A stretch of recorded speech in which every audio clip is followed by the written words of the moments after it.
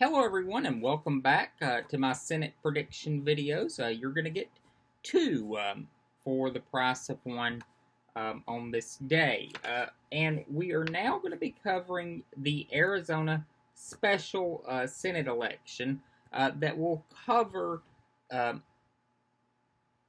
final 2 years of the unexpired term of Senator John McCain. This election is to fill out those final 2 years, and the full term will be up in the next cycle, 2022. Arizona,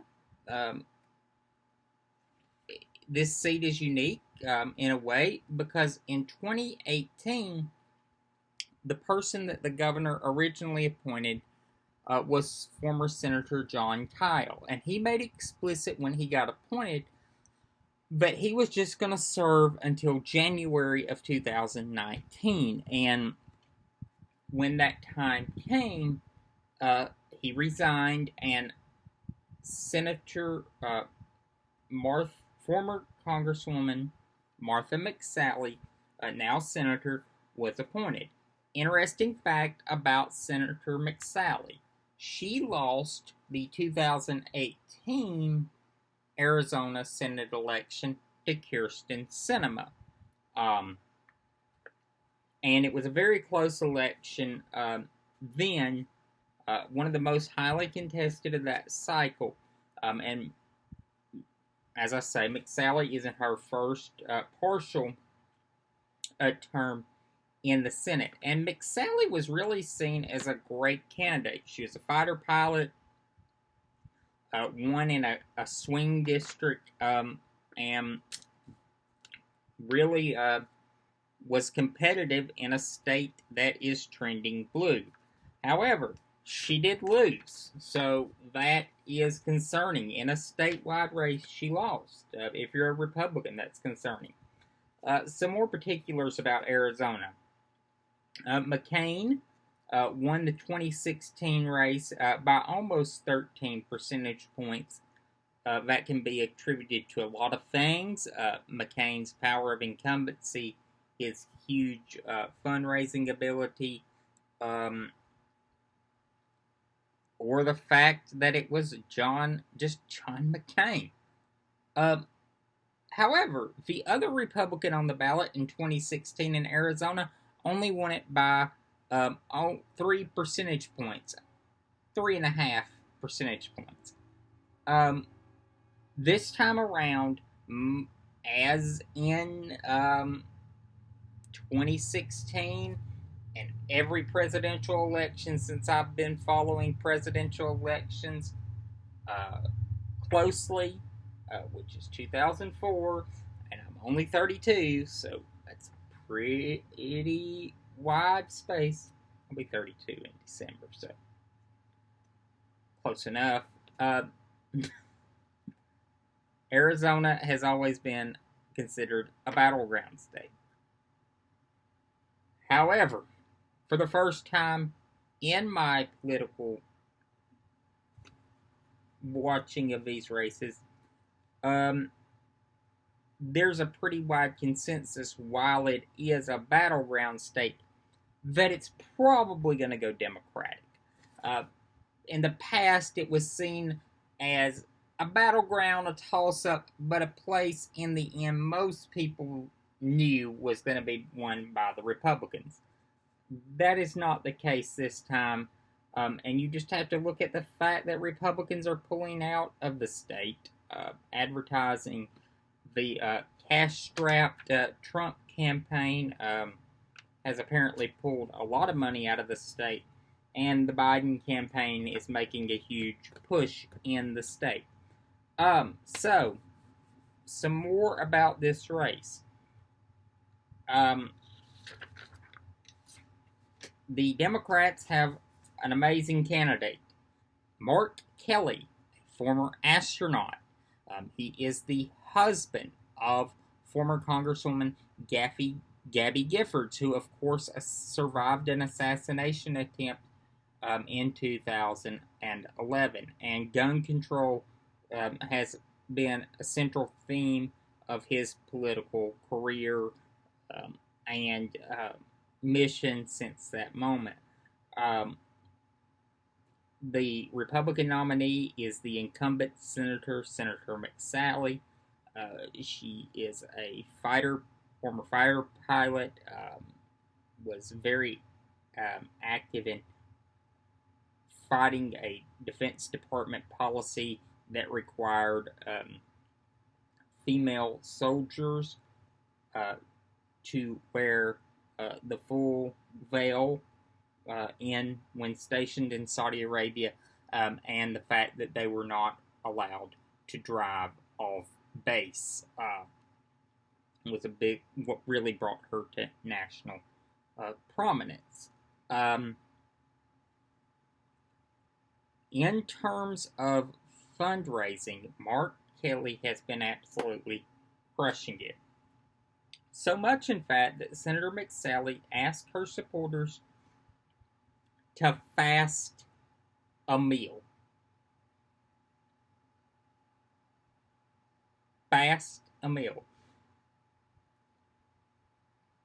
That's gotta be concerning if you're on the McSally side. And she has trailed tremendously in the polling done on this race.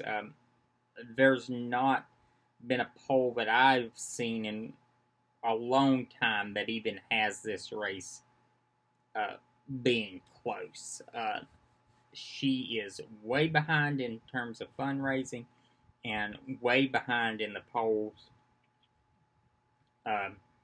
And instead of taking a more moderate track, a more moderate position on the issues, maybe appealing to those voters she may have won when she represented that swing district, she has chosen to go after the extreme right wing of her party, and the Republican Party in Arizona is taking a more extremist tone. Paul Gosar is a congressman, and just look at the fact of who she had to run against in the 2018 Republican primary to get the nomination to go against Sinema. She had to run against former Sheriff Joe Arpaio, and she had to run against Kelli Ward. And Kelli Ward has since been elected by the members of the Arizona State Party to be the chairwoman. So the Arizona Republican Party, in a state known for a more libertarian-esque streak, has been taking a very radical turn to the right. So that is something to also consider. And the fact that Arizona has a very late primary. Their primary is in August. And, that gives very little time for you to make a turn toward the middle. In terms of ballots cast in the primary, about 52% were cast for Republican candidates and 46% were cast for Democratic candidates. Part of that reason was while she faced some gadfly opposition, there were some competitive House primaries on the Republican side, and it's just how voter registration works. And the Democratic primary for Senate, which was the creme de la creme race, was uncontested, and in the areas that are voting more Democratic, there were other uncontested races. So that explains that. I don't think that's a harbinger of the race at all. So that should be a big indication of what I'm about to say. I believe that this race is going to end with Mark Kelly being elected to the United States Senate, and he will fulfill the final 2 years of Senator John McCain's term. Now, I don't know what the 2020 election will hold for who I believe wins this race at the moment. Um, that is 2 years away, um, and a lot of things can occur. Um, I believe it will be a competitive campaign.